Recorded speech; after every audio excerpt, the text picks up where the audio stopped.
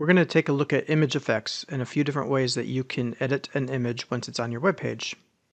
So first I'm going to add an image by clicking Add Content, Image, Add Media,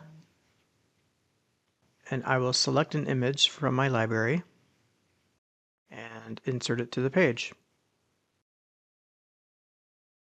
Now you could click on Image Effects. That will open up and there's a few different things that you can do. So let's look at shape first. So I could choose rounded corners, and you'll see over here in the preview that my image now has rounded corners, and I can actually change the radius of those. So default is set to 20, which is a good rounded corner, but if you really wanted something bigger, you could change it. So there's 50 pixels. I'll even try 100 pixels and let's see what happens. Okay, that's quite rounded. Let's reduce it. All right, so that's 45 pixels. So you could choose whatever you want. I do recommend that if you change that number that you keep it consistent throughout the web page. All right, so I'm just going to copy this image and I'm going to paste it so I can edit it. And now I'm going to select, let's try oval. So now the image will be cut to an oval shape. And let's paste the image here and edit this one. And now let's select circle. And it will just make a circle out of that image. So there you go. There's 3 different ways to edit the shape of an image. So now let's take a look at some of the other image effects that you can do. So now I will click Add Section, and let's go with the 1 column. For these other ones, I think I will choose to use Image with Text.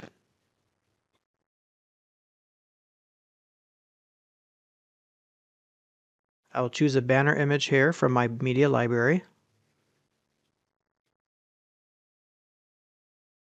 And as you know, with Image with Text, I could add some text right here, and it will show on top of my image. In the background is this shaded panel, which is the background color, which you can change to many different colors, or you can just remove it by clicking this clear color selection here. There, now it's gone. If I go back up to Image Effects and I open that, here are the shapes that I just showed you, but also there's these other effects. So let's take a look at some of them. First of all, let's look at what parallax does. So I'll just click that and then save and save. You really need to save it like this to preview it properly. So parallax scrolling is a technique where the background or this image will move at a slower pace than the actual web page moves when you're scrolling. So this is going to work best on a web page where there's some scrolling to do. I'll show you in a minute. It's probably better to put this maybe a little lower on the page. Sometimes it works well at the top. You'll see how the image is scrolling at a different pace than the page is scrolling. Okay, so let's go back into Edit and see what else we can find on enhancements. Okay, I'll turn that off, but I'm going to turn on grayscale. So this you could preview over here as I click these. So grayscale is just making it more or less a black and white picture. Sepia adds some tones to it. Semi-transparent. This gives it a little bit of a fade.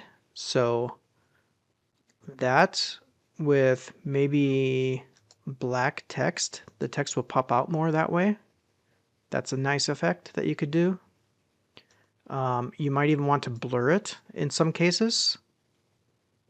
And the background, you can't really see it as well, but this is nice for abstract. So you can just play around with these different effects on your website and see what works for you. I think I'm going to actually turn on the parallax with the sepia and the semi-transparent for this image. And click Save. Save.